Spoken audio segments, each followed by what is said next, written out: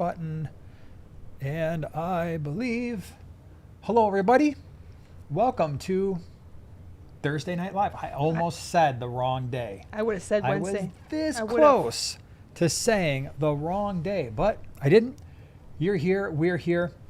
We're going to give it a second. We're going to let all the prime timers, we're going to let all the KG Tropicals wonderful people kind of roll in here. John and Lisa, another great stream. Again, if you're just coming in here now and you haven't seen the stream before us, KG Tropicals live stream, I highly recommend it. It is very entertaining. They have segments. They're fancy over there. Guests sometimes. They've got all kinds of stuff going on over there. So that's the fancy time. And then you come here and you'll get the less fancy time because, well, we just don't have all that technology, I suppose. But hey, thanks for being here. We are excited because we have all kinds of stuff going on. We do have a giveaway tonight. We will also be talking about Bristlenose Plecos because I think, and it's what kind of inspired this is the fact that I hear so many things about Bristlenose Plecos, and some of it is true, some of it is not true. Did I have a dangling hair there? It's the hair. Part of my beard was like, I'm out of here, man. I'm getting away. Yeah. Follow me, everybody. Going to your shirt beard. Hey, yeah, that happens. So anyway, thanks so much for being here. Glad you're hanging out with us. And yeah, we have a lot of stuff going on this fine evening.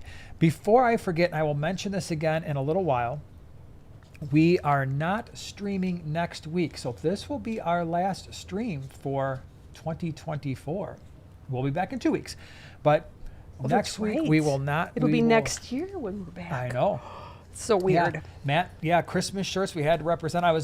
So I have a ton of Christmas sweaters. Harley. But I had to break out the last one. Let me lean back, right there. So I had to break out the last shirt because it was just, it's the last opportunity I'm going to have to wear this and not be out of season. And then I decided I was going to match you. Nice job. Nice job. Yeah, so I have a lot of sweaters, but I'm not wearing a sweater down here in the fisher. Maybe get a little warm. You'd be like, what's wrong with him? Yeah, he don't look I'm so too good. Hot. Okay. So let's talk about things, as we always do. Before we get into our subject for tonight, videos. Oh my gosh, we have a growing list of videos that we need to talk about. I remember when this list used to be like 2 things long. So if you're confused by this, every week I talk about videos that we've done on this channel, which you have found, Primetime Aquatics. I talk about Joanna's got 2 other channels, the Small Scape, which is fish related, and Container Joy, which is not fish related. It's more containers and planters and seasonal stuff. And yeah, it's decor stuff. Yeah. And then we have the Tank Talk podcast. That's what John and I do. We have a podcast every week. So backing up, this past Sunday, I did a species profile this past Sunday that I absolutely love. It is one of my top 3 all-time favorite Cory cats. If you haven't seen it, check it out. I promise you, if you are into Cory cats, you're going to love that one. The Adolphi Cory is really, really cool. So that was Sunday. Monday on the Tank Talk podcast, that's YouTube channel number 2, with John and I, we did a podcast, but this time, first guest ever, we had Rob Lupton from Flip Aquatics, and we talked all about shrimp. So if you love shrimp, you're going to love that That's podcast. Cool. I got to see that. If you are thinking about getting into shrimp, trust me, that is about an hour and 10 minutes of information, jam-packed stuff that will help you be awesome and successful in shrimp keeping. And I believe you were Tuesday, again, on Container Joy, right? Your other channel? No, Monday. Was it Monday as Monday well? afternoon. Okay. Yeah. All right, and so what did you talk about? Last minute. Totally drunk. Yes. I was drawing a blank. Because I was thinking of the next one. Yes. Last minute DIYs and decor ideas. Just some inspirations. And I wouldn't say a decor tour necessarily. But yeah, a little bit of everything Christmassy. Yeah. Yesterday on the Small Scape, you did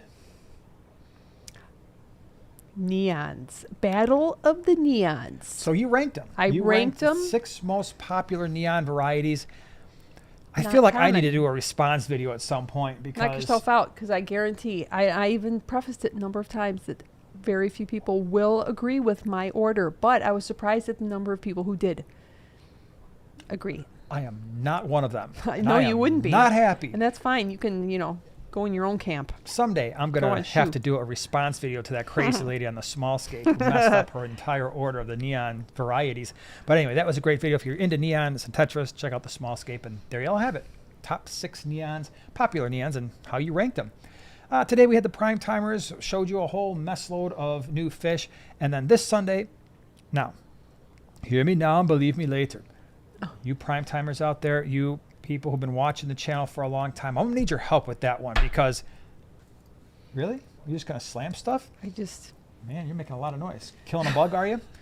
So on Sunday's video, I'm going to need your help in the comments section. So just be looking out for that. And when it comes out, it'll be a surprise. I'm not going to tell you what it's about, but you'll know, oh yeah, let me go ahead and offer my 2 cents, or maybe you'll even have 4 cents worth of things to say, but that would be really awesome. So that's the land of videos. Where we're going to be, nowhere the rest of this year, but in January, there's 2 big things coming up. If you are in the Midwest, I highly recommend one on the 12th of January, which is a Sunday. Check out the Quad City Swap. We'll have our website updated, available for fish for pre-orders about a week beforehand, about 4 or 5 days beforehand.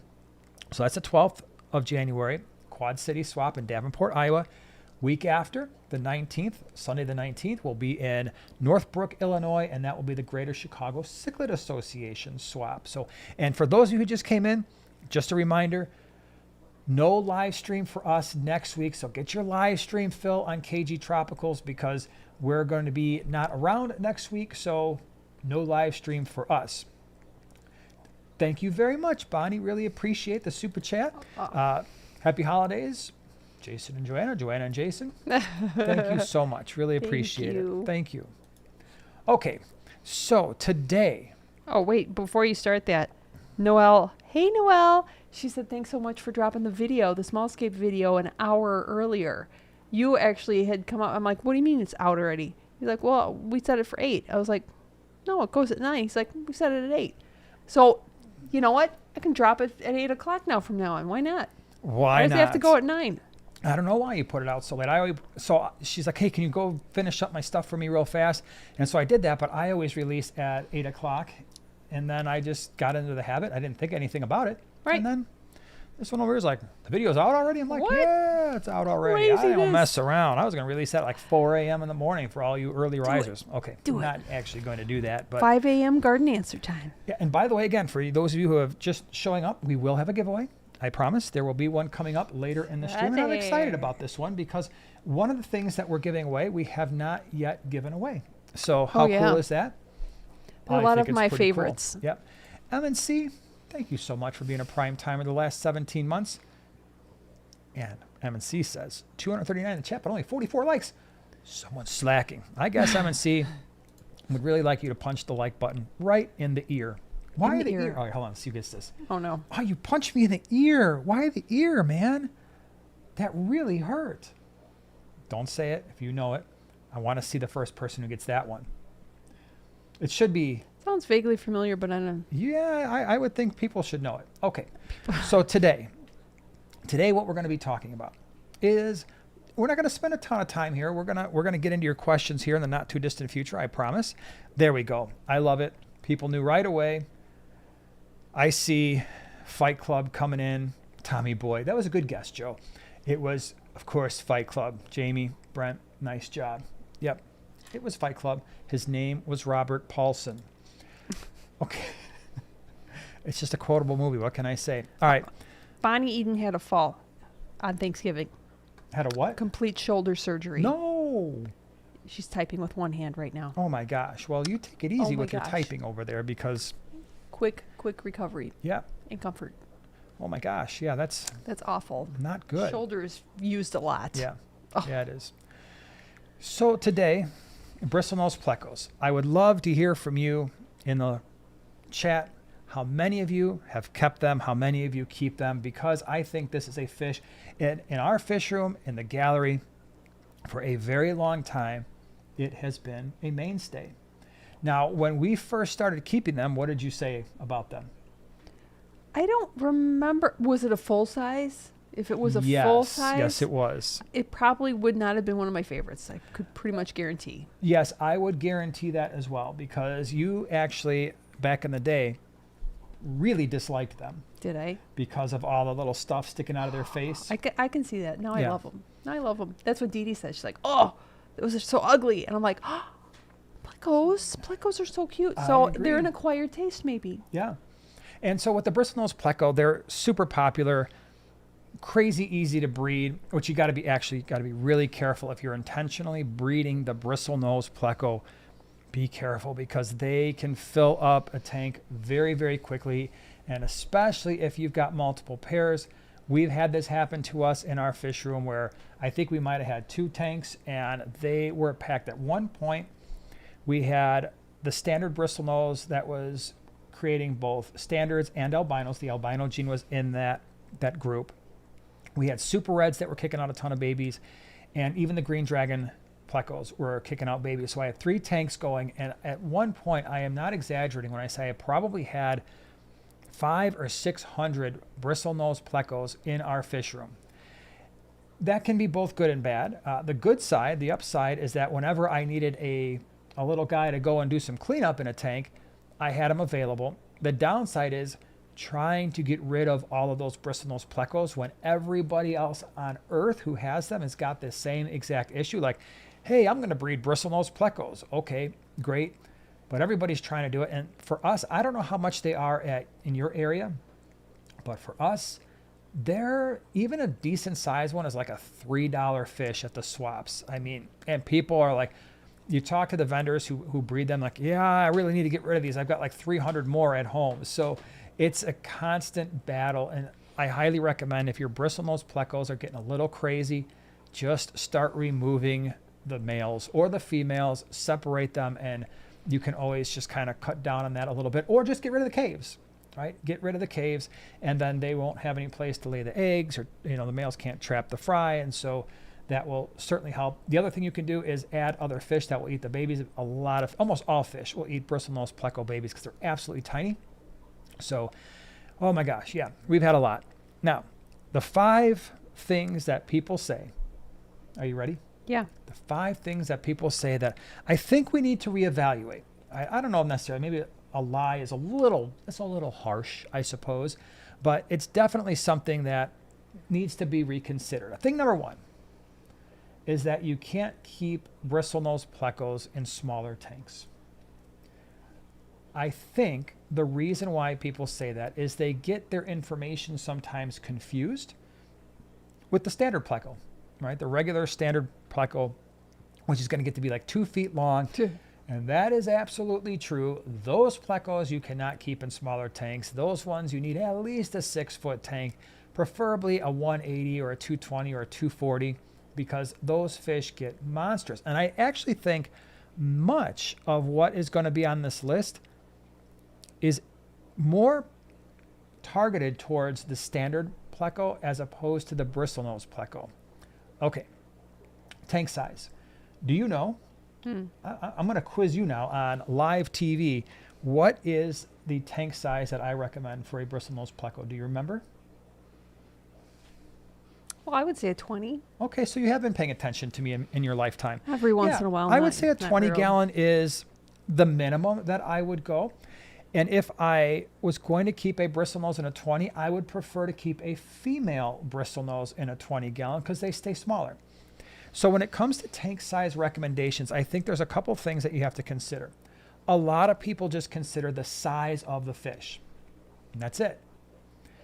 Bristlenose Plecos, the males will top out somewhere around 6 inches, females usually around 4.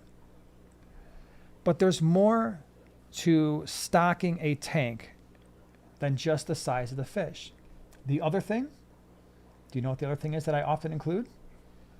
To what? For tank stocking? Can you please repeat the question, sir? I always want to say that. I have two parameters. One is the size of the fish. Yeah. What's the other thing when it comes to whether or not a fish should be in a certain size tank? how active the fish is. You are on I didn't know there was fire. going to be quizzes today. I was Jeez. trying to get her caught up. I Yeah, have I could a have been like, oh my gosh, I can't believe you didn't know that. I have a few I was going to tanks be all hurt. upstairs. I guess so. My gosh. Yeah, so So, you know. there's two things. There's the size of the fish, but also the activity level of the fish. And most Bristlenose Plecos are pretty much stationary most of the time. Will they get a little active when it comes time to eat? Sure. But because they are very inactive fish relative to other types of fish, a 20-gallon is more than sufficient. So I usually will do, when you look at the fish room side of things, I have a bristlenose in every single tank that is at least 20 gallons or larger. By the time I get to a 40 breeder, it's not uncommon for me to have 3 or 4 in a tank. And if you really want them to keep your tank looking good, if you've got like a 75 gallon or a 125, in the old 4-foot 150, I didn't realize I had so many in there, but I had a dozen. Really? But they were always kind of hiding under the rocks and stuff like that. You never really saw them unless it was around feeding time. But I had like a dozen in there, perfectly fine. So that's my rule of thumb. 1 in anything less than a 40 breeder. 40 breeder, I'll go 2 or 3. By the time I'm getting to like a 75 gallon or above, I don't hesitate to put in 4 to 6 if I feel that I need to. Okay. So that's thing number 1. They don't necessarily have to be kept in large tanks. Thing number 2. What do you think? Common myths. Untruths. They're going to eat all your fish. Wow. So that's 2 things. One of the common myths is that they're always peaceful.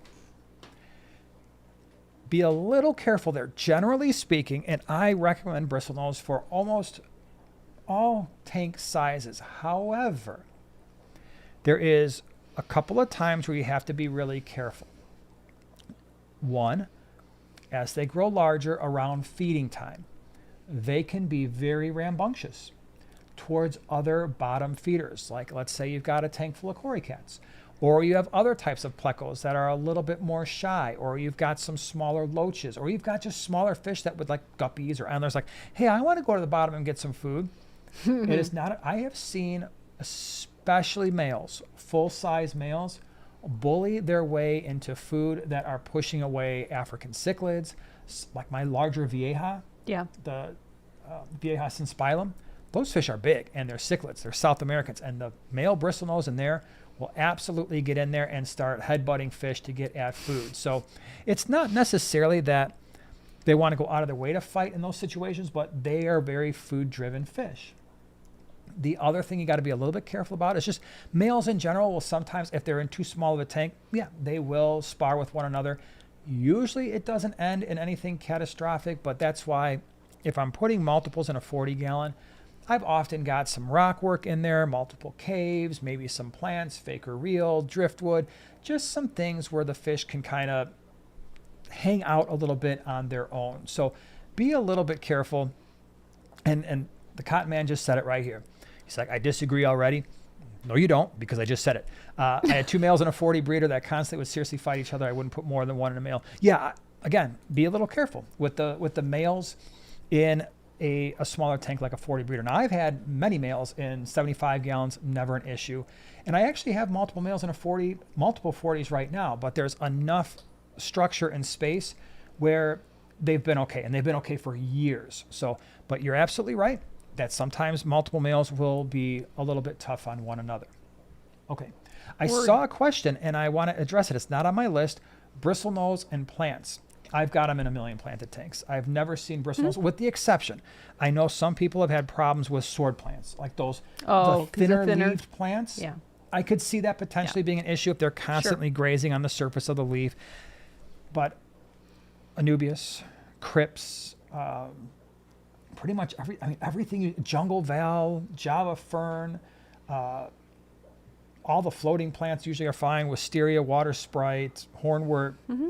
All of those plants have been perfectly fine. And I mean, we've kept up bristlenose in those planted tanks for years and years and years, and our plants are perfectly fine. So just wanted to address that because I saw somebody ask the question. Yeah, I know. Remember, was this last week or the week before that somebody was talking about they had a bristlenose that would use its tail to like hit other fish. Slap fish around. Hey, sometimes you got to do that. Zen, hey, thank you so much for being a prime timer for almost 3 years. Before I forget to use this thing, just wanted to wish you both and all in the chat happy holidays. Well, same to you, Zen. Thank you so Merry, much. Merry. Yep, glad you're here.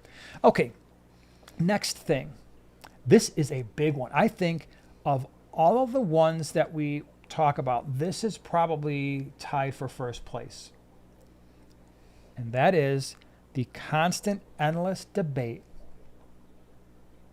Bristlenose don't eat algae. I have found that to be 100,000% false. They do. And they will as for their entire lives. And that's why we put them in all of our aquariums. These gallery tanks that you see behind us, there is actually very little algae scraping that's going on in those tanks. Very little. Why? Every one of those aquariums has at least 2 Bristlenose Plecos. The 125s have 2 or 3 each. The low boy behind me has a couple. Males, by the way, always been fine. The 75 gallons on either side have at least 2. And that's why they're there, because I don't like to scrape algae. So the secret, in my humble opinion, to get Bristlenose Plecos to eat algae is don't overfeed them. Okay? And that just reminded me, I've got actually 6 Pleco lies. I want to address that one right after this one. So the trick is don't overfeed them. Don't let them just gorge on bloodworms all the time or all this sinking pellets are like, yeah, I'm good. And then they just go hide in a cave for 24 hours because they're full. I give them food. However, they still have that hunger and that desire, especially in tanks where there's a lot of food competition, to go eat the algae, to keep our glass clean. We do this all the time where if I've got a tank that's maybe a little bit of algae issues and I don't have a Bristlenose in there, I chuck one in there. 24 hours later, the tank is spotless, at least the glass is, and then I will deal with it after that. The other one I want to put in here is that the flip side is Bristlenose don't need to be fed. They just eat algae all the time. That's also false. Those fish, for those of you who have kept them before, you know that the Bristlenose Pleco, they need to eat. They are voracious eaters. They have a big appetite. If you put a Bristlenose in an aquarium because you've got an algae issue and within 48 hours, as they often do, they wipe out all that algae, guess what? They're going to be hungry, really hungry. You have to feed them. I think one of the number one reasons why Bristlenose Plecos die in an aquarium, provided that they were healthy when you bought them, is they're just not getting enough food. They're literally just starving. And so we always, in all of our Bristlenose tanks, I put sinking food in for that particular reason. And we use Northfin Foods, but they love the Bug Pro. They love the cichlid pellets, the community pellets, anything that sinks, they're all for it. The flakes, all the flakes. If it's on the bottom, I will see them chomping down. So definitely you need to feed these fish. You can't just let them graze on algae, especially. And say you've got zucchini, cucumbers, absolutely. You can use those as well. I tend to just use the Northfin Foods, but definitely you can do that. But you do have to feed them, because if you don't, you got a problem. Anything you'd like to add? No. Thank you for that. So, yeah. You're welcome. Now, the next one. And again, this is my tie right here. All right, so one of them is they don't eat algae. I think that's false. They absolutely do. The next one is they are waste machines, if you know what I mean. You know, they're rear end waste machines. I hear that all the time. I hear it all the time where Bristlenose Plecos, they're totally pointless because you get them and all they do is make your tank worse. Now, and Ben, what's going on, man? Glad you're here. It's been a little while. Nice to see you. Bristlenose are rabbits. I have 129. Yep, I hear you.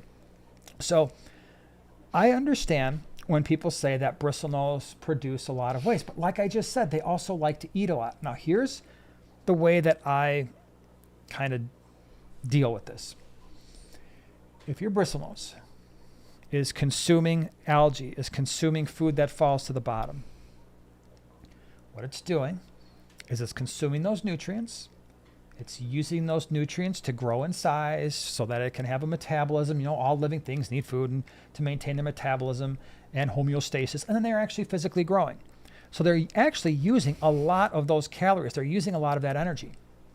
And then what they can't use, yes, there is waste produced. Now, I will maintain if, for instance, I don't know the exact number, let's say there was 100 units of algae and they eat all that 100 units of algae. And in return, they produce 20% waste, right? Of that algae they eat, 20% of it is lost as waste. I am absolutely 100% willing to make that trade because it is so much easier to gravel vac a little bit, get waste out of the substrate if I need to, than be scraping glass or having algae on my plants or algae on driftwood or your plastic castles or whatever it is. All right. So the trade-off to me is an easy one. I would much rather clean up a little bit of extra waste than have to spend time dealing with algae. And so, yes, they produce a decent amount of waste, but guess what? They're not going to produce massive amounts unless you're overfeeding them, unless you've got all kinds of food on the bottom. They're just gorging themselves, which they will do. So one other thing, while we're on to the whole feeding thing, a lot of people ask, and this isn't necessarily a lie or anything, but I'm just throwing in random tidbits as I think of them as well. If your bristlenose, hold on, I lost my tidbit. Oh, if 50. That would be a great shirt. I'm 50. I lost my tidbit. Well, you did what?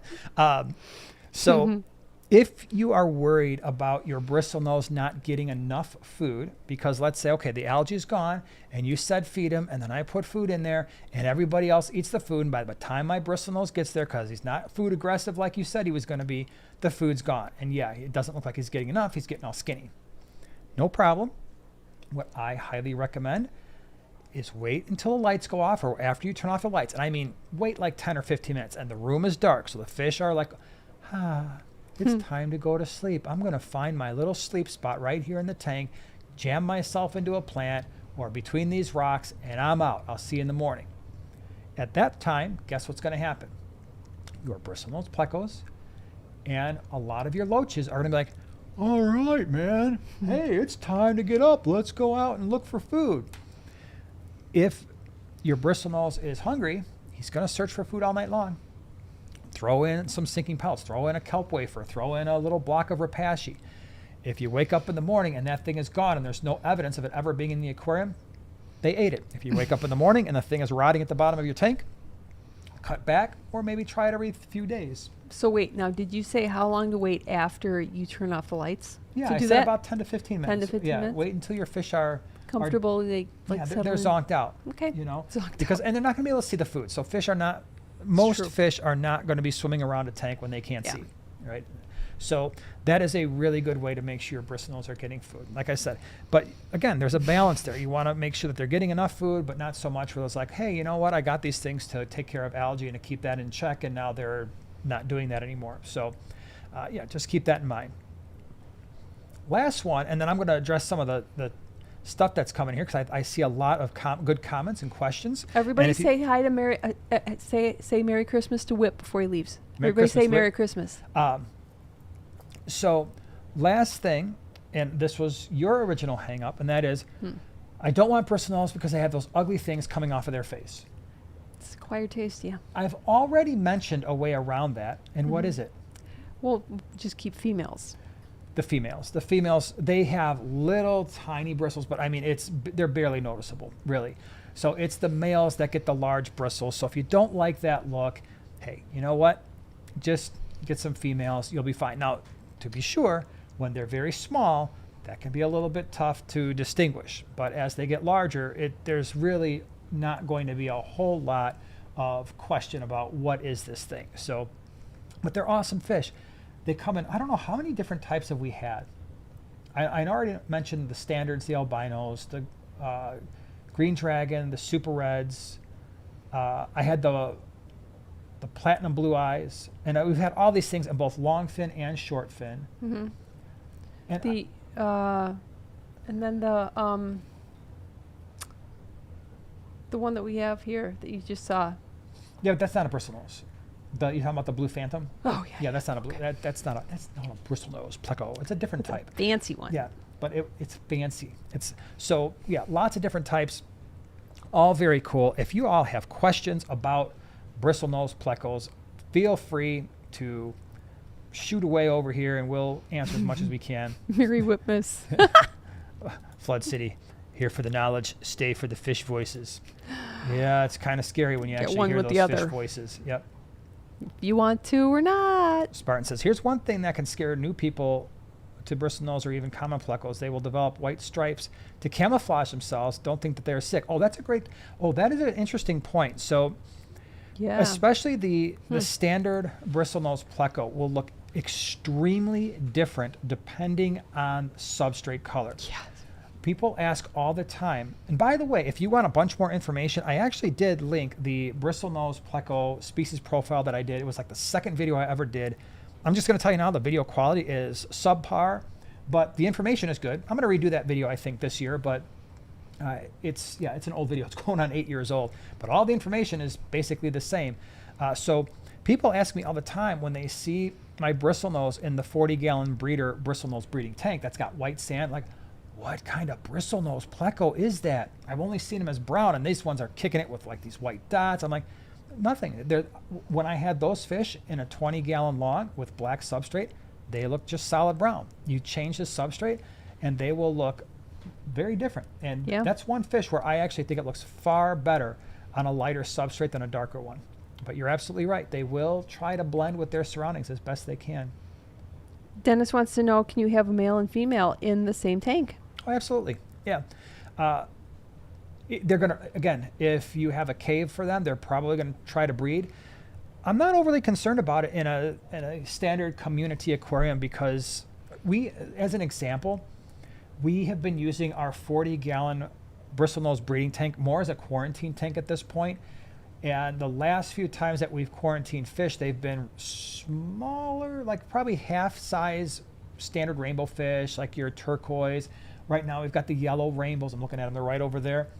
And I haven't seen even the hint of baby bristlenose plecos since we started doing that. So even rainbow fish that are about half size with their smaller mouths, they're picking them off. They're eating them. So Babies. they're really tiny. I think a lot of people, they're super cute though. I mean, how many of you were like, oh my gosh, the bristlenose, when you first see them, they're little tiny guys.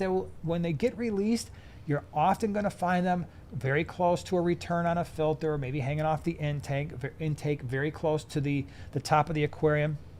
So if you are going to breed them, you're going to need an intake sponge if you've got a hang-on back filter or a canister filter because they're very small and they will get sucked up. So if you do see them and you want to keep them in a community tank, I highly recommend get them out of there. Get the fish out as soon as they are released from the cave. Otherwise, they're most likely going to be eaten by everything as small as could a guppy eat them?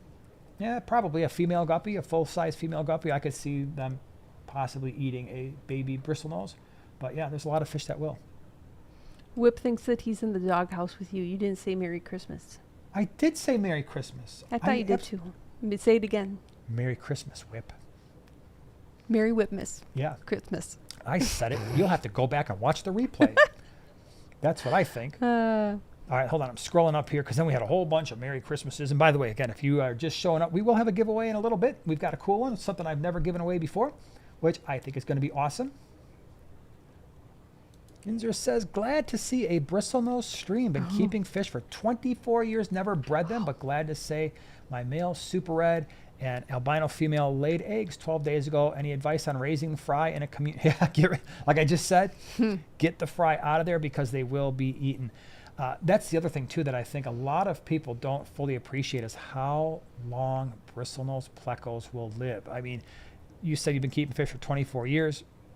And I have seen, we've got bristlenose in this fish room right now that are well over 10, probably, are they 15 years now? Because our Raphael cat's probably the oldest. Although it's really hard to say because some of the bristlenose that we originally put in, like the 75-gallon and the 150, I've moved them so many times that they very well still could be with us. And I mean, they all basically look the same after a while. So they live a long time. You could get 15, 20 years out of a pleco for sure if they are kept properly. Joseph says, my bristlenose isn't typical. She's out all the time, also plump and happy. Could that be a problem? Nope. Yeah, our bristlenose, that's the other cool thing about them compared to a lot of other plecos. I would love to hear from you in the comments, in the chat here. Do any of you have a pleco type that is not a bristlenose that is more outgoing than a typical bristlenose pleco? because I don't find them to be shy at all. I mean, every tank that we have them in, they're out. They come out during feeding time. They're stuck on the glass. My green dragon. Yes, but that is a brand new tank for your green dragon. So he's only been up there for like a week. Yeah, so he's being a stinker. give him a little time, because he used to, when he was in the 20 down here, he was out all the time. I know. He was front and center, and he's a green, long fin green dragon He's pretty. pleco. He's Yeah. kind of pretty. Yeah, it's interesting. If you've never kept the green dragon plecos, I don't think they're really all that green. They're not really green. They're slightly different color brown, so there is a definite mismatch when it comes to the name and the marketing of them. I mean, it sounds really cool, green dragon pleco, and you're like, Could you imagine? no, this thing's Just- not green. It's just- a different shade of brown. Just consider, close your eyes, everyone, and consider this. Mixing a green dragon pleco, don't break that, Okay. and a green neon. You'd have a neon dragon pleco. Oh, that would be very interesting. That would be cool. Or like how about a glow pleco? Does anybody have a favorite pleco? Because, I mean, for me, Clown plecos. I really like clown plecos. favorite bristlenose, I'm just saying. I'm just trying to give the clown pleco some love clown while we're pleco's pretty talking cool. about The plecos. clown pleco hides a lot. They do. Yeah, they are But very my 20 long down non-existent. here, he comes out decent amount. Says hi. Yeah. All right, let me see here. Go into the questions. Dave says, should I cut back on wafers for mine because he's essentially does not eat algae at all? You could try, again, I don't recommend starving your pleco or be like, hey, now you're not getting food at all. But you could cut back a little bit and see if that changes. Like the pleco's like, hey, you know what? I'm a little hungry. I think maybe I'm going to go start foraging for food back in the old days like I did back then and see if I can find more. Alan Works asks, will different colors crossbreed? Good question. Yes, they will. Absolutely. So the different varieties will absolutely hybridize. And that was the question that the comment that we just saw with was it the albino and the super red? Yeah. So it's kind of cool to see what happens. I was always interested in when my standard pleco, Bristlenose Plecos would breed. Again, they had the albino gene, and they were throwing about 50% albino and then 50% standard, the brown color. So it was pretty fun. No, Noelle says, I usually just feel like I'm the only person in the world who has never owned a dog. Now I'm being made to feel like I'm the only fish keeper in the world who's never owned a pleco. Oh, you don't know That's what you're okay. missing? That's Is okay. It though? Is it? Yes, Is it okay? it's okay. There's lots of fish that I've never kept. Well, but through me, you've kept many more. Yep. Yeah, but that doesn't really count. If Okay. they're not in one of my tanks, I don't consider that I've kept them. Like, didn't you Fair have enough. gold neons once? Oh, yeah. See, I Yeah. have not kept them. So I do not consider I've ever kept them. So Okay, I'm sorry to hear that. Heather says we have a 75 at work that is full of bristlenose, and I throw in literal handfuls of food each day. They eat so much. In our 40 gallon, at one point, I think I probably had 40 adults and decent sized juvenile bristlenose. And the amount of food that I would chuck in there would shock people. I mean, I would throw in maybe a dozen algae wafers, and then I would take the Bug Pro, like a big handful, and just and out it would go. When we had the bristlenose breeding tanks, people would make comments like, oh my gosh, that tank is way overstocked. I'm like, this is what happens to, just as Ben Ochart said, you know, I've got 129 gallon right now. That can happen real quick. So we would feed rapashi, we'd feed lots of food, but those tanks would get twice a week, they would get a 90% water change along with a full sand or gravel vac. And by the way, can I just give you some advice here for all you who want to breed bristlenose plecos? And the advice would be, do not breed them with a gravel substrate. Mm-hmm. It would, I'm telling you, it's going to be a nightmare. And here's why. They're going to eat a lot of food. You're going to put in a lot of sinking stuff, and they are going to devour that. But unfortunately, as they're busting that stuff up and they're scrape, there's powdered food going all over the place. And the next thing you know, you are going to have a colossal mess. You're going to have sulfur pockets. You're going to probably have detritus worms. I remember in our super red bristlenose breeding tank. How do I know this, you ask? Because that tank is still gravel. Now, there's no plecos in there anymore other than the one I keep in there. But it was black gravel. And again, lots of rapashi, lots of sinking foods. Fish were doing great. twice a week, 90% water changes. But we had detritus worms in that tank. And I would put that gravel vac in, it would suck up. Remember that big giant clumps? And then it would clog up the gravel vac. So you had to shake it and then like empty the gravel vac part into the bucket. And there were detritus worms everywhere. So trust me, if you have sand, that's not going to be a problem because they're going to munch. And then if it winds up in the water column, it gets sucked into a filter, you're all good. Oh, I thought you were going to say something. My bad. I just gave you a weird look. I know. Sometimes I have a weird look when I'm thinking. By the way, Northfin, thank you so much for gifting 10 new Prime Timers, a Prime Timer membership. Really appreciate it. Thank you. Yay. Really appreciate that. That was awesome. That's so nice. Speaking of Northfin, have you specifically covered what's a good food to feed Plecos? Like, I think I haven't like specifically mentioned it, but I can tell you line. Like, what do you feed them? Oh, well, there's everything. I did mention that earlier, but just to be clear, because I didn't mention it, like for us, the kelp wafers are by far the best because there's a lot of algae type of foods out there that actually they don't look at the ingredients. I pointed this out when I did the kelp wafer video. You look at the ingredients, you're like, okay, what the heck is this? You got yeast extract, you got all this junk, and then like 10 ingredients later, there's like spirulina, and you're like, this is just green fish food, okay? But the kelp wafers has a lot of kelp, and so the bristlenose love that. But again, they love the bug pro. They love these sinking pellets, the community, the cichlid. Usually, it depends on the size, but usually a 2 mil pellet works really, really well for them. Absolutely love that. They've got the veggie pellets as well that are awesome. And all the flakes, because some of those flakes will sink a little faster than others, like the kelp flakes. They love that stuff, the kelp wafer or the kelp pellets, all of it. Really, really good stuff. Andy's Aquatics, thank you so much for becoming a Prime Timer, by the way. I appreciate it. Glad you're hanging out with us. And Lee, thank you so much for the super chat. Merry Christmas, you filthy animals. Thank you very much. Appreciate it. Glad you're hanging out with us. Love it. And Lee, I think you're going to enjoy, if you haven't already seen today's video, I think you're going to like the selection. There's lots of unusual stuff. We'll enjoy that. Sounds awesome. And Not that I'll ever know. Yeah. Sewing dogs and fish. Do bristlenose produce a lot of waste? Again, not for what they do. If you feed them a lot, if you feed them super heavily, will they produce a lot of waste? Yeah, because they're eating a lot of food. But if you feed them properly and they're grazing on algae, I'll take that trade. I'll take the trade for the waste if they're controlling algae. Cody says, I can actually watch you guys from home this time. I normally watch these at work. First day off of my 2-week paid vacation. That is always... That's awesome. How many of you? How many of you are vacay. actually off right now where you're like starting your vacation or you're going to be starting it tomorrow and you got a week or two? I'm almost so off. That is very cool. Yeah, I started... When did I start? Last week? Yeah. We had our finals last week. You know what I want to do? What? Can we... Anybody want to do the giveaway? What do you think? I think the giveaway might be a great idea. Leslie, thank you so much for the super chat. Appreciate you always being here, hanging out with us. Why are common plecos cheaper than bristlenose when bristlenose are so easy to breed? I've bred bristlenose by accident. Bristlenose are better algae eaters. They don't make any sense to me that they are even available. Okay, we're going to answer this before we get into the giveaway. Sorry. Sure. This is a great question because there's like 3 or 4 issues that are going on here.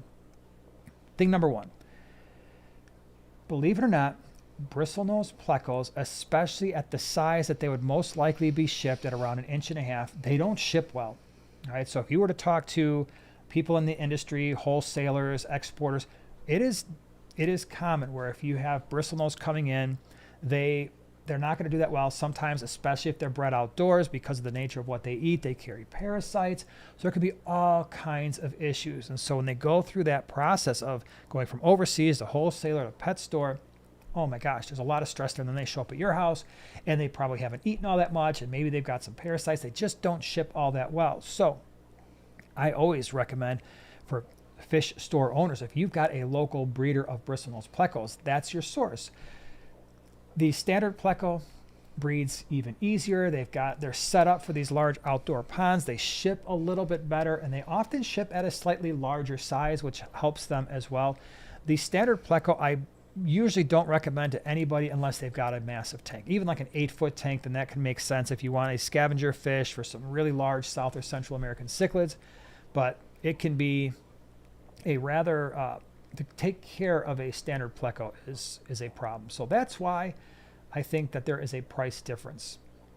Okay, now here is the deal. You didn't give me any information about the numbers and stuff.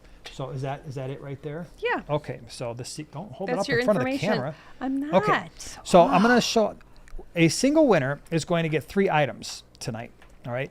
And I'm going to show the ones that I've done before, and then I'm going to show the one I've never done before last, just because I don't know. I feel like it. Okay. So this giveaway is sponsored by Fritz Aquatics. Many of you know that Fritz is a channel sponsor, and one of the things that they do is they give us a whole mess load of stuff to give to you, and we love them for that because that's what we like to do. We like to come on these live streams and try to give people things that are related to fish. So Fritz Aquatics has all kinds of cool products, and one of the things that they do is they've got products like this. So some of the botanicals. So if you love Bristlenose Plecos, they like the botanicals too. Typically, if you really, really, really want them to breed, pH of around 7 or so, give them a little bit of dark water as well. Oh my gosh, they're going to go crazy. So the casseria cones, these are small and they can be decorative, right? Mm-hmm. So you can chuck them all over your tank. These will release tannins, and so it will turn your water brown, unless if you don't want that, you can be like, I want the look, I don't want the brown water, and then you can just chuck them in a pot, boil them for maybe 15 minutes. The brown water, you can just dump that out in the sink and then chuck these right into your tank. They will float too if you don't soak them first, so just keep that in mind, but they'll eventually sink. Yeah. Great for shrimp, yep. Chris, thank you so much for mentioning that. So yeah, they're awesome for shrimp. So these things are great. And the nice thing is they're on the smaller side, so if you've got a 5-gallon tank, even a 2.5, you could put these in there and it would look awesome. Okay, next thing, along the same lines as we've got the Fritz Nature Box. This is really cool because once again, you're getting all those botanicals. And so here you're getting some, let me see, Indian almond leaves, you're getting the bark, Indian almond bark, and you are also getting some more castorina cones in this thing. So it's kind of a nice little variety pack. The leaves are big, and so that's cool if you've got a larger tank. If you don't worry. You can make the leaves smaller by crunching them up a little bit. But again, if you don't like this, boil it. It will sink faster, and some of the tannins will go away. If you want the tannins, and just chuck this stuff right in your aquarium, it will be awesome. Now, here's the thing that we haven't yet given away, and that is the Fritz 6-in-1 test strips. We've given away the larger liquid kits before, but for some reason I forgot that we had this box, or a bunch of these, and these are awesome. So I know a few of you have already mentioned, I don't remember if it was here or if it was in the podcast when we were doing testing subject or something, but a lot of you have said that these and I have found it to be true as well, the 6-in-1 test strips are just as reliable as the Fritz liquid test kit. And so 6-in-1, you are getting, let's see here, you're getting pH, nitrite, nitrate, alkalinity, which is your KH, your GH, and chlorine. So the only thing this doesn't measure, unfortunately, is ammonia, and every single manufacturer has a separate ammonia test strip. There must be something in the manufacturing where they cannot manufacture that, and these all on the same little paper strip. By the way, pro tip for these test strips, I have an actual box bottle right here. One of the things that you can do, and this is, I'm not the first person that's ever come up with this, but if you take one of these little test strips and you can, if you've got really good aim, you can actually take a pair of scissors, cut it right down the middle, and you can make 2 test strips in one. And so you can actually double the number of test strips. And I've heard really good feedback from people about these Fritz test kits and the 6-in-1s. So one winner is going to get all 3 of those things. Now, please keep in mind that shipping these days around the holidays is probably going to take a little bit of extra time. And, you know, it's a crazy time. Everybody's running around. I saw the Amazon guy and the UPS guy, they were like sprinting from their truck to the door. Man, they're busting a move. Man, I don't know if I could do that all day long. So yeah, it was something. Now, before we do this, a couple things. Thing number one is, and I don't even know, some of the feedback we've gotten, I'm not sure it's going to matter for people watching, but if they're on all messages, that is helpful because that's going to show all messages. But even with that, keep in mind, because we had some people comment, we have 4 screens right now up and running. We have to go by what we see. So whatever the first person is who gets the number right, which we're going to tell you the range in a second, and all 4 of these screens agree, that's the person that we choose. So let me get It will quite possibly not be what you see And because it will prioritize In fact, I can your almost comment. guarantee it's not going to be what you see. So unfortunately, here's what we're going to try to do. In 2025, our goal is to come up with another way, a different way to do these giveaways, just so that we can get out of this numbering system and then hurt people's feelings. So like, man, I'm pretty sure I won, because we're not trying to like pick favorites or do any crazy things. And we just go with what we see. So you have to live in the continental United States too, because we can't ship overseas with this stuff. All right. Now, we have a number. So the first person that gets this number between 60 and 70, feel free to go ahead. Between 60 and 70. 60 and 70. Oh, let's see. I think we got a winner. We have a winner. I am pretty sure, so we can stop typing in the numbers. Okay. Currently. All right, now we got to scroll around and figure out. Oh my gosh, the thing just jumped on me. Okay, hold on. So, it really jumped. Okay, let me restart here.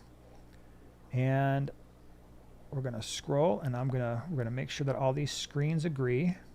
So this is what I got right there. Yes. All right, now let's check some more screens. This is actually pretty interesting because I think, hold on. All right. And okay, so. And I'm doing a triple check. Yeah, we just want to double check again. Like I said, we're not trying to sit here and mess people over. So please I hope you never feel that way. We're just doing the best we can. All right. Are you ready to do the big reveal? Yeah. The number is 67 and the winner is JP. JP. So we had JP and then Lindsay was just a few down from there. So JP, here's what you need to do. And then Michelle was 2 down from there. JP, what we need from you is you need to send us an email. And the email needs to go to Primetime Giveaway. Singular. Primetime Giveaway at yahoo.com. Needs your name and your mailing address, and we will try to get this stuff out to you in the near future. So, JP, congratulations. You have won. And for those of you who are newer to the stream, we do this, I would say, at least 3 out of the 4 weeks because we have Fritz Aquatics, who's a channel sponsor. We have Northfin, who gives us all kinds of stuff, who we've partnered with that gives us lots of stuff to give to you. We have Flip Aquatics, that is a channel sponsor. So, again, we love this. This is what we like to do. So, it's fun for us. Now, unfortunately, as I always say, if you had a question before said contest giveaway, gone. It's probably gone, and so we're going to need to possibly re-ask that question. Shamu Aquatics, thank you so much for the super chat. How do I stop my Congo tetras from munching on my Anubias?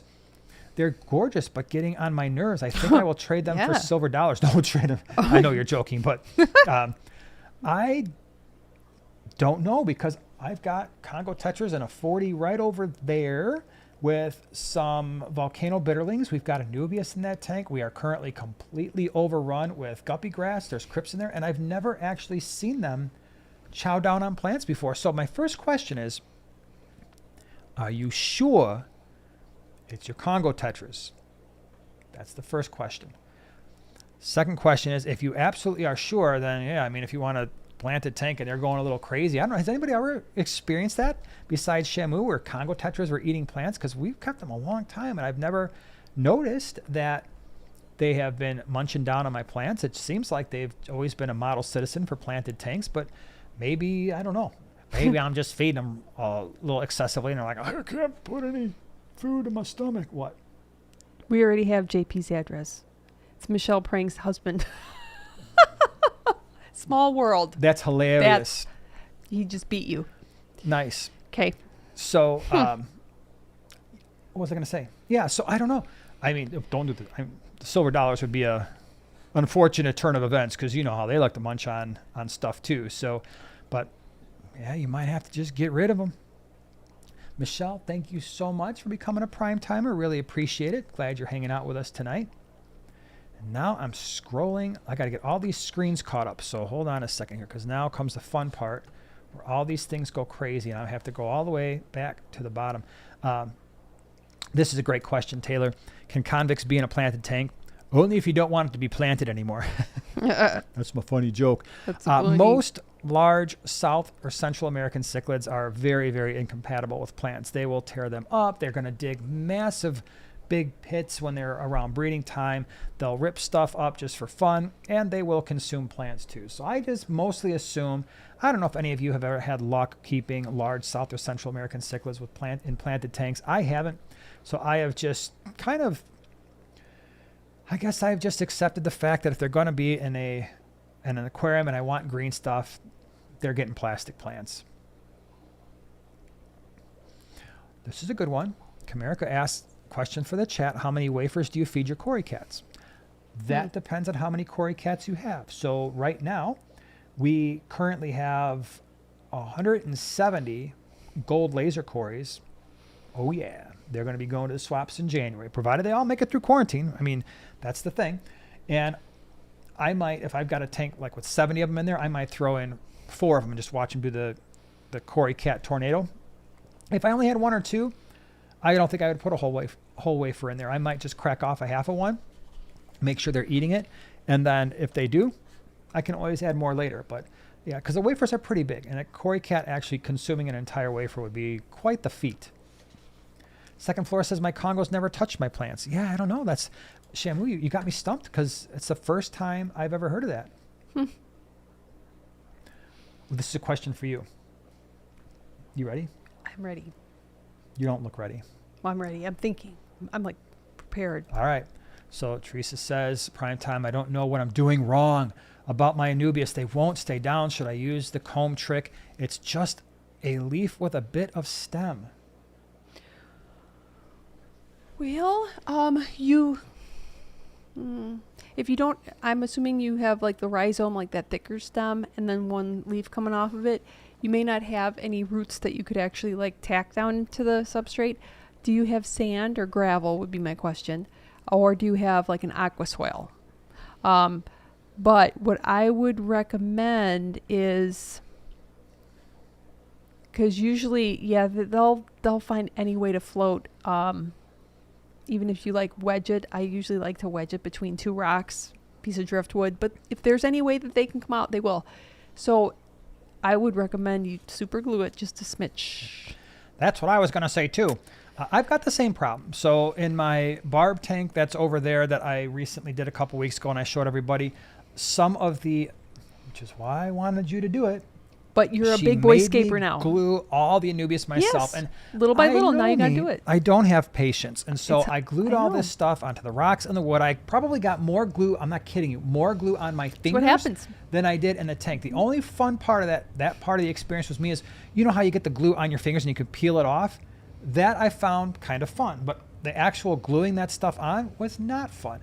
So anyway, the point is I've got some Anubias that has decided like, yeah, you know what? You didn't use enough glue. Ha ha ha. I'm free.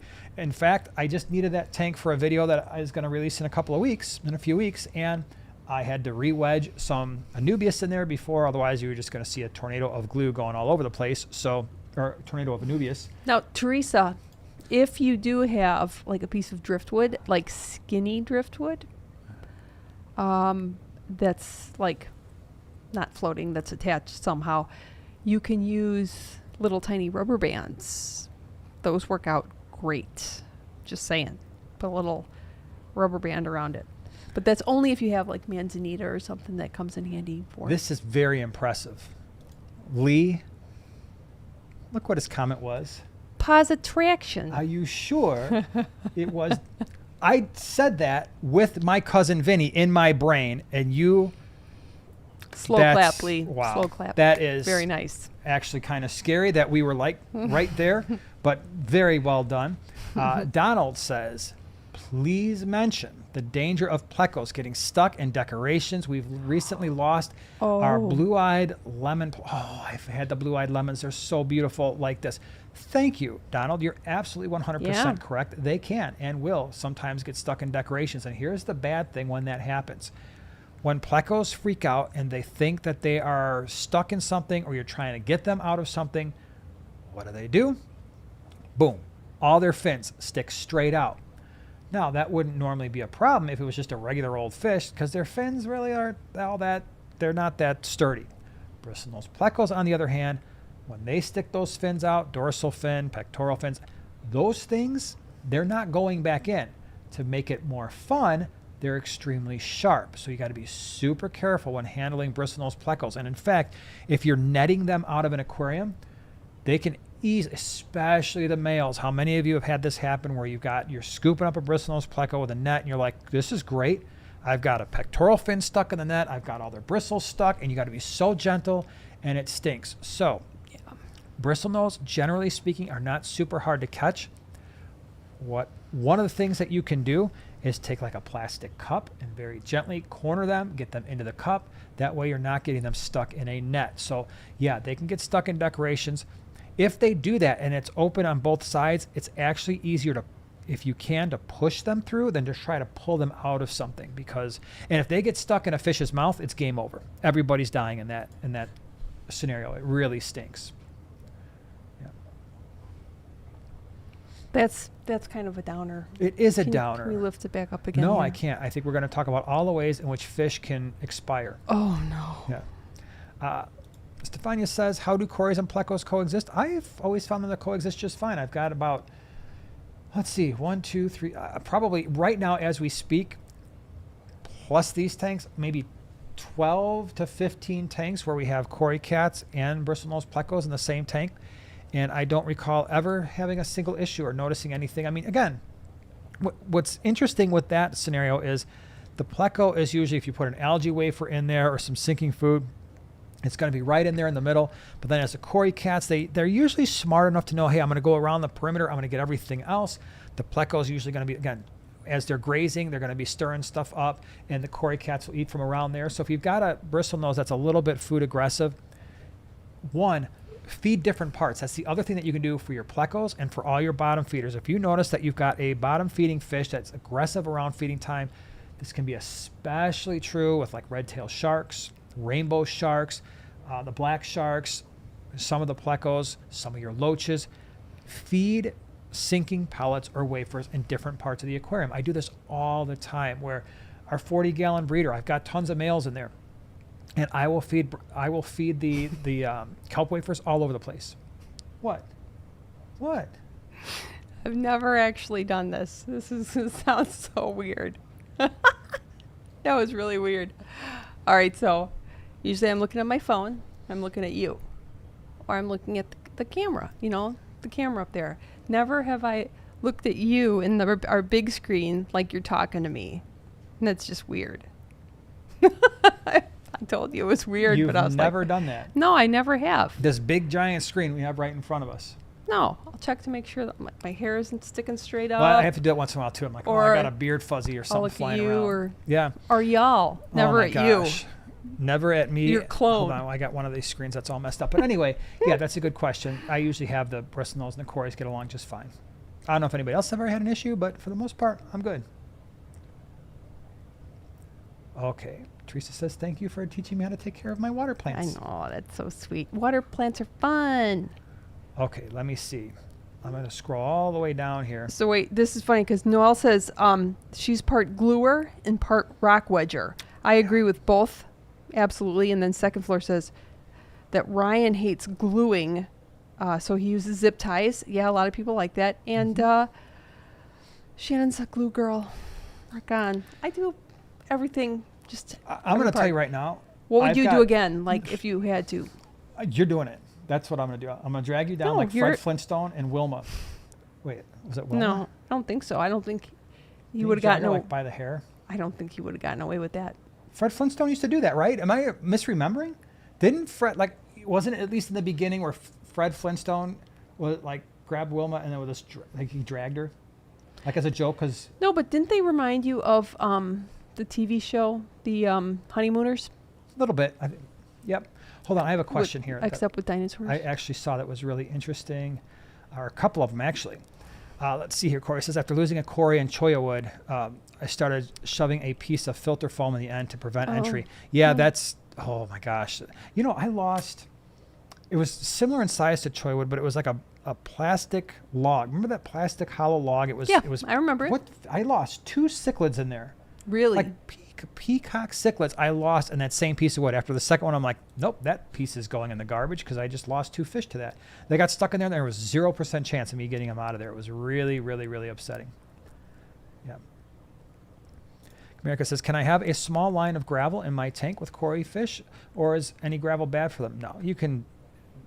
I know that a lot of people say, the koi cats, their bristles will get damaged and stuff if you put gravel in the tank. I think there's some truth to that, so you do have to be a little bit careful. But the other side of that is, in nature, there is rock where koi cats live. You just got to make sure that the rock that you're putting in there is not jagged. It's not something that's going to scratch up their bellies. It's not something that is going to damage the barbels on their face. But we've had them on. Don't get me wrong, sand is by far the best way to go. But if you want to put some accent pieces of gravel down, that's perfectly fine. Oh, I have to address this. Stephen, that's a really good point. So he asks if, he says, it seems like you've thrown in the towel on black sand substrate. I really want to try a black sandscape and wonder if you have used the Aqua Natural black sand at PetSmart. All right, that's a fun story. Yes, I used to be part of the black sand gang. That was my favorite. But it was the top fin black sand that was my favorite. They no longer have it. Now they have the diamond black sand. It's got a nice shimmer. I actually prefer to use it as a top dressing in my terrestrial plants. It appears to have a somewhat negative effect on the plants or an initial scape. I haven't done complete testing, but a lot of people have reported not having good luck with it. I do really totally loving the Red Flint brand sand that you see here, and then in my 22. It's a nice tan with a lot of variation in color. It's really pretty. I do still like black, but what I like to do is mix in little pieces of gravel. I'm just saying. And I do still have 2 tanks, right? I still have 2 tanks with, at least 2 tanks with black sand. But yeah, good question. The Aqua Naturals, is that the diamond black? I'm not quite sure. I don't remember the brand of it, but, yeah, so if that answers your question. I don't use it as much as I did, but it's always fun to kind of branch out too. Yeah, and I still like it as well. I mean, I know with the barb tank, I did scape. use the Red Flint, but we still have, out of the 5 tanks, obviously the one behind us is black sand. The Mbuna tank over here by my side over there, still black sand. Love it a lot. So if I had to pick, in terms of my favorites, right now the Red Flint sand is probably my favorite just because it's a really nice natural look. It's a really good grain size, and it's not just one consistent color. So that's what has that natural look. It's different colors. Variation. But the black sand for me is a close number 2. Nathaniel, I don't know if I said it already, but thank you so much for becoming a prime timer. I just couldn't remember if I had recognized that, so thank you. JP has been a prime timer for 14 months. What do you feel about L199s, L046, and the Blue Phantom Pleco? So I don't know the Pleco numbers all that well because I don't generally keep the fancy ones. The Blue Phantoms I've got at least 2. I think I have 3. 2 in the 40, 1 in the 125. Love them. They're actually not super expensive. I found them to be really hardy. And over time, they're coming out more and more and more, which I really think is cool. So I'm seeing them a lot more. The other one that I really liked, I don't know the L number, is the Snowball Pleco. That one was out all the time. So I used to call them Spots Provolone. I lost them in all the moving around when we did the gallery about a year ago. But Spots Provolone was right out there when it came time for feeding. So really liked him as well. Hold on, where did all my questions go? Oh, Teresa wants to know, did you already answer this? Is Repashy good for Plecos? It is. It's very good. Yeah, Repashy foods are very good. It's a gel food. So it comes in a powder, and you basically mix it in water. You throw it in the microwave, and then get it so that it will eventually solidify as it cools. I used to chop it up, take a butter knife, and just chop it into chunks, throw it in the refrigerator, and then every night I'd come in and throw chunks of the Repashy in the tank. The only downside is it can be a dirty food, in the sense that when the Bristlenose Plecos are grazing on it, it will release some stuff into the water. So there's a chance that when you feed that food, you're going to get some temporary cloudiness to your water. I used to feed it to everything. The Community Plus was pretty good. I would chuck that in there for fish, but it will foul up the water a little bit. And if you have gravel, it can do a number on the gravel as well. All right. Boja 23. There's no specific instance in the Flintstones where Fred Flintstone drags Wilma by the hair, as the show generally portrays their relationship with humor and affection rather than violence. Where did I see that? Was it? I don't know. Was what it you're Barney? thinking about? Like at the beginning, like maybe in like the intro song. Are you sure? What cartoon when I was a kid did I see that? I thought it was the Flintstones my whole life. It's not like Ren and Stimpy or something weird? No. This was a cartoon when I was a kid. Was it a TV show that they used to watch or something? You know, like how they do like a show within a show? You know, like... I don't know. Maybe I am definitely misremembering. What was the Muddy the Mud Skipper show? Remember? Which show was that on? Ren and Stimpy? Yeah, or and the that other was one? Log. Log. It's big, it's heavy, it's wood. Log. It's better than bad, it's good. Everyone wants a log. Yeah. Catchy. It was a great song. Okay, let me see here. Taylor says, what do you think of peacock eels? I'm getting one. They are really cool. They are really cool. They get big. So just got to have the space for them. This guy says, my telescope goldfish got stuck in a large plastic tunnel once. I was so scared he'd hurt his eyes. I took it out right away. Yeah. Once it's a very not good feeling when you're like, what is going on? What is stuck in there? And the next thing you know, you're like, okay, now I've got to figure out how the heck am I going to get this fish out of there? Maybe that's what I'm remembering. Wee Ming says, no, Flintstone normally put Wilma on his shoulder. So maybe, I don't know. Clearly, I'm not remembering. If he says, like, y'all, I had an idea. All right, let's hear it. I'm going to put air plants up inside the lid that sits about 8 inches above the water. That way it's nice and humid for them. I'll let you know how it goes. Yeah, if it's not, it should be pretty decent unless it gets way too humid, but I don't think that would necessarily be the case. Again, if people are looking for ways to lower nitrate, extend the amount of time in between water changes, do less water changes. Aquatic plants are awesome, but land plants, if their roots can survive submersion water, not all of them can, but things like pothos, they are going to suck way more nitrates out of your aquarium than aquatic plants will, because the leaves are exposed to the air, and the air has way more CO2, it's higher CO2 concentration than it is underwater. And so as long as they've got the nutrients in the water, they've got a lot of CO2 that they can bring in and absorb from the leaves, much better situation. D-Rock says, glue and filter floss for the Anubias, I'm assuming. Yep, that certainly will help. Although with the filter floss, I think that's what he was talking about. Filter floss, I always thought that was something you did to glue rocks to wood and wood to rock and rock to rock. Usually it helps fill in the gap.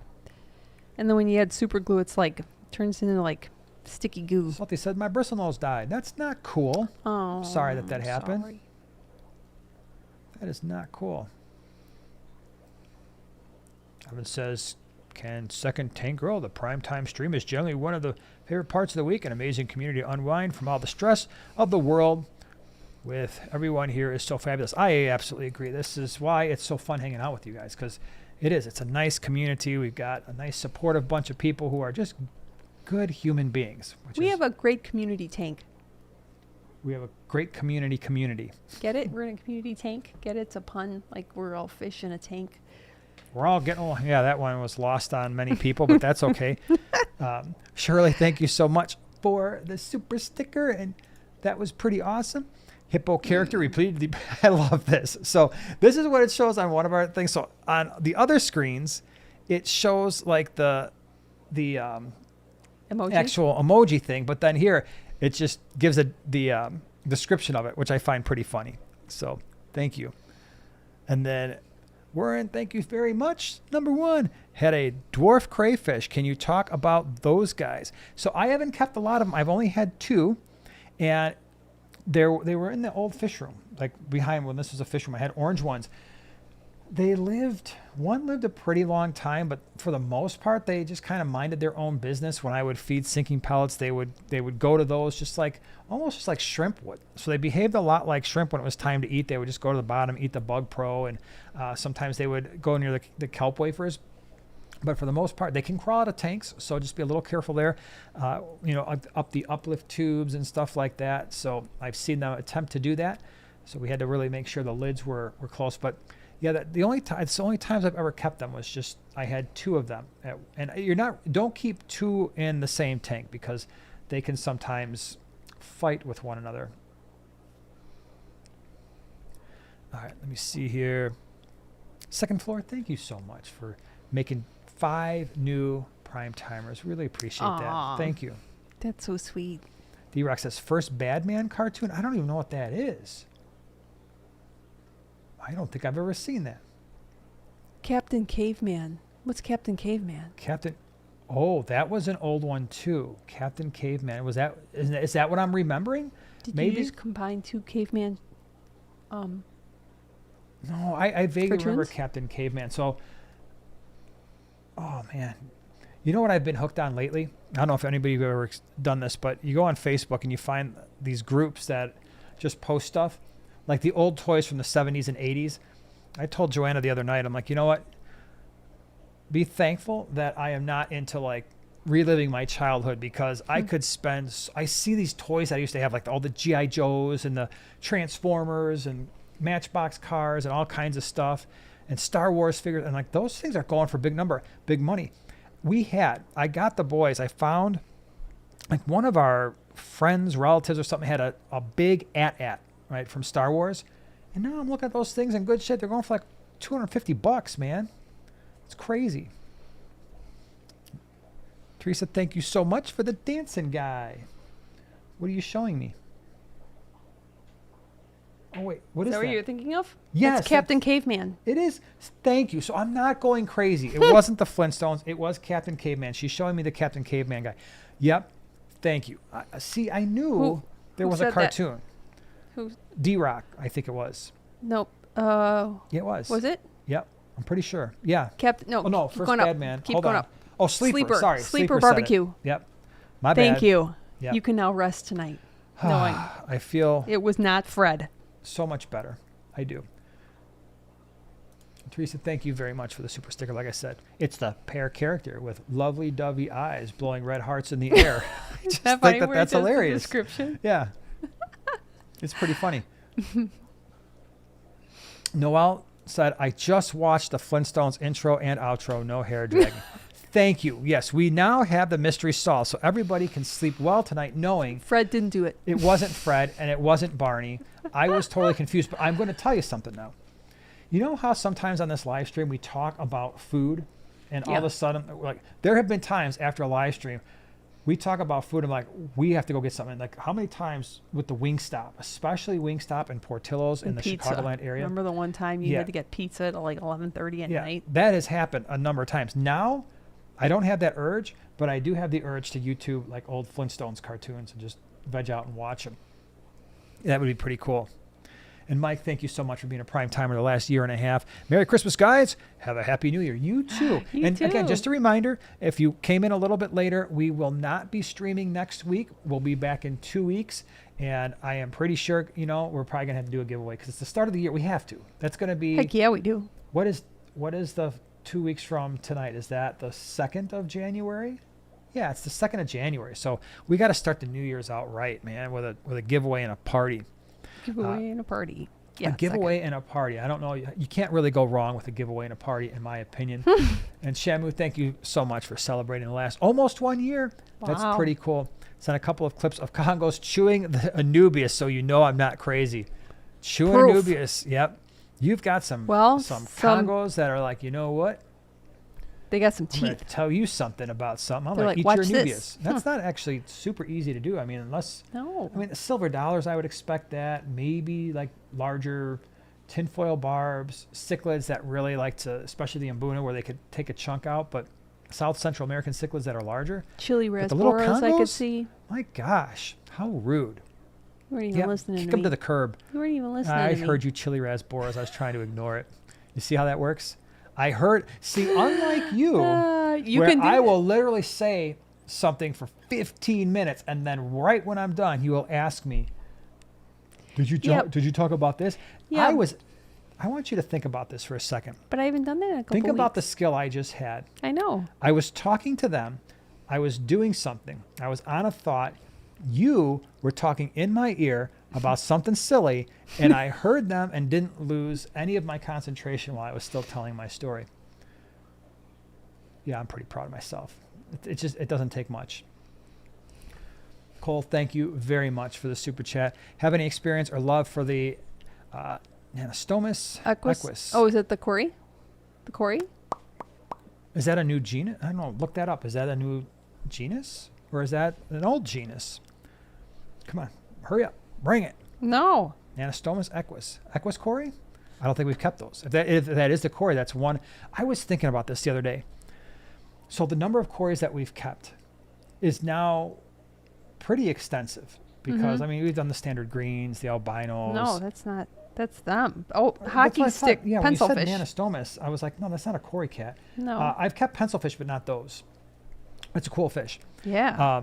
Very cool, actually. But no, I Ooh, haven't been yeah, able they to pretty. keep those. We've kept pencilfish before. The problem is for us with the pencilfish is if I try to bring them in, they don't do well. Like I've tried like 2 or 3 times, and it's one of those hard lessons you learn when you're bringing fish in. You're like, yeah, they are not doing well in our water because it'll be one of those things where they're fine. They're decent size.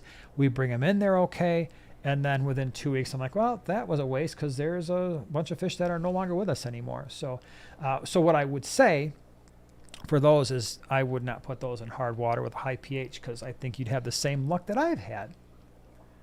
Desert Fish, glad you're here. Thank you very much for the super chat. Really appreciate it. I didn't see a question, but if one pops up down here, we'll make sure to answer Yeah. it. But anyway, yeah, the Cory cats, we've kept so many different types now because right now in the fish room we have gold lasers, we have the Adolphi, we have the Venezuela, we have the Pantanalensis, which is an insane Cory cat Oh, that yeah. I can't wait to bring to the swaps. Emma. Weitzmanni. Emma says that the equus is her dream Cory. Wait, Emma, have you kept, what were the 2 that we wanted to ask her if she's kept? The Pantanalensis, That, and then the, what was the other one? Weitzmanni. Yeah, the Yeah. Weitzmanni. Have you kept those? Just curious. Pantanalensis they might be close to my new favorite, but Pretty, well, orange lasers, I mean, are yeah, pretty those are pretty up there too. yeah. Yeah, I personally love the Adelphi. Oh, here's a good one, Brett. Ideas for a blue schooling fish in a 29-gallon need shrimp and panda Cory friendly. So the panda Corys I'm not worried about at all. It's the shrimp. All right, everybody. Blue I got one. schooling fish I've in got a one. 29 need. I've got a good one. Let's see if Okay. anybody else has one. Well, I've got one. You got one? Yeah. I've definitely got one. Do you want to go for? I will let you say the first thing. The green neon because it's blue. That is not even a proper answer. Yes, it is. It's a turquoise blue. That it is not true. technically green, and it's.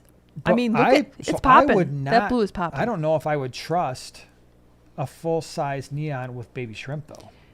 Depends how much cover you give the shrimp. I think that there are 2 safer answers. The first one is the Axelrodi rasbora. Yeah. Right. That They're thing is small. awesome. I wish And we could keep them. the other one would be one of the blue endlers.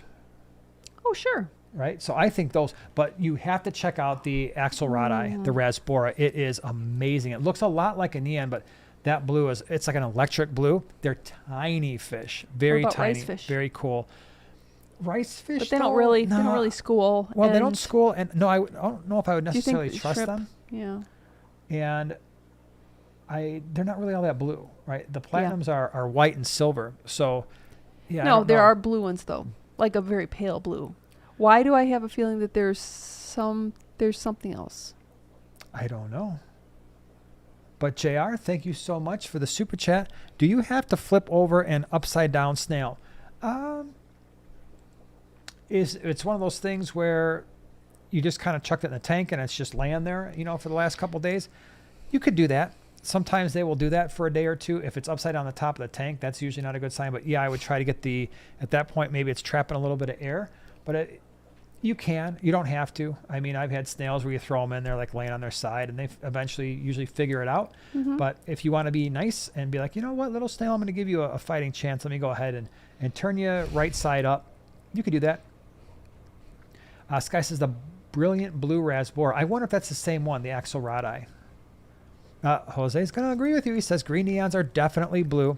All right. Thank you, they Jose. are turquoise-ish. I will give you that, but they're not like boom. They're not like. That's why I wish they had a turquoise heart in the phone. Yeah. Because I do the green neon, the green heart, but they're never really green. They're turquoise, royal, or purple. Ben's got a good one. Neon blue dwarf rainbows. Yep, that would be a good one too. That'd be a nice. Yeah. Yeah. Like the blue eye reds would be cool, although it's more red too. That's more red. But still pretty cool. Yep. Leslie says, this is why I keep watching. Y'all are funny. I'm trying to be serious, but this one over here. Never she does serious. Some crazy things. Kat says, axolotl would seem real small in a 29. It would, but that's why you get a giant group of 30 of them. Like literally, you could put 30 in there. Yep, Kat, you're right. You'd need a lot of them. I wonder how close they would keep together. You know? I think they do. They sure are cute, though. Oh, Ooh. I wish we could keep them. Warren says, by the way, thank you for the super chat. My wife's Nanostomus equus are a year old now. That is very cool. Yeah, they're great looking fish. I want to eventually get what was that one that I wanted? The number 2 pencilfish. I don't remember the species now, but it's crazy, crazy red. Number 2 pencilfish. It is. That's what it's called. Because there was the first one, and now they is it yellow with a little bit of black? No, it's a deep red on the tail? Deep red, and I love it. That would be great in a school aquarium. QC Fish Swap is a good swap. Oh, yeah, Quad City. So if we're talking fish swaps in the Midwest, and I don't care if you're from Minnesota, Iowa, Wisconsin, Washington, Illinois. Florida. Come on, man. Indiana, parts of Michigan, Missouri, Kentucky. We've had people come from all over the Midwest to go to the Greater Chicago Cichlid Association swap. Because if you're going to go and hey, I'm probably going to drop $200 or $300 at one of these swaps, knowing that you're going to save $200 or $300, it's worth the day. It's worth leaving really early in the morning, going there, getting your stuff, and spending the day to do it because you're going to save so much money. Quad City in Davenport, Iowa is huge. There's usually 1,000 or more people that are there. So it's really good. Those are some really good swaps. And the Davenport one is free. So the Quad City swap is free. Okay. Ooh, Planted Goldies says, I've kept the Cordoris Pantanalensis. Mine are 3 years old. Now, keeping in mind breeding is from what I've heard, it's a very difficult fish to breed. I've never had them in because they're just insanely expensive. And so as long as they get through quarantine, we'll have them in January. I'm telling you now, you're going to have sticker shock. They are not going to be cheap because they cost a lot of money to bring in. And so far, so good, but you just never know. Sometimes things will go wrong in quarantine. I hope they make it through because that's going to stink on multiple levels if it doesn't. Teresa says, Jason, how long can I keep my fish tanks? Will I have to get new ones, or are they okay with me ever getting new tanks? I know I need to get new heaters every so often. Oh, that's a good question. Fish tanks last decades and decades. So the best example I can give you is my uncle gave me a 75-gallon back in the 90s. He had that tank for a solid 15 years before he gave it to me, and I just sold that tank a year ago when we redid this area here, and it was perfectly fine. And could it maybe use some resealing? Maybe, but that is not something I would even. Most of the tanks we have here, some of the oldest ones are 12 years old at least, because older than that because we've had. Yeah, so I've never even thought about worrying about anything. Heaters are probably, of all the fish tank equipment, heaters are the worst in terms of longevity. Fee says, thank you very much for the super chat. I agree. The green neons are more blue. All right. I think that I have been corrected. But they're not. Can we all agree that they are nowhere close to as blue as pretty much any other neon on the market, right? The standard, the cardinal, the diamond head, those are all more bluer, I think. Brett says, I thought I was colorblind when I saw the green neons for the first time. I know you're like, what's going on here? Right. Yeah. That's funny. All right. Yep, Jason got told, Emma. That is true. All right, everybody. I think we are going to call it a night because it's getting late out there in the neighborhood. And I want to make sure everybody gets their sleep. Again, a reminder, we will be back in 2 weeks. 2 weeks. Let's see who gets that one right. And then we'll be back and we'll have lots of stuff to talk about there. We'll have a giveaway. Hope everybody has a great Christmas and wonderful New Year. Merry. And just an awesome holiday season. And we'll see you in a couple of weeks. Thanks for hanging out with us once again because y'all are awesome. So we'll see you in a couple of weeks and have a good rest of the week. Bye-bye, everybody. Bye.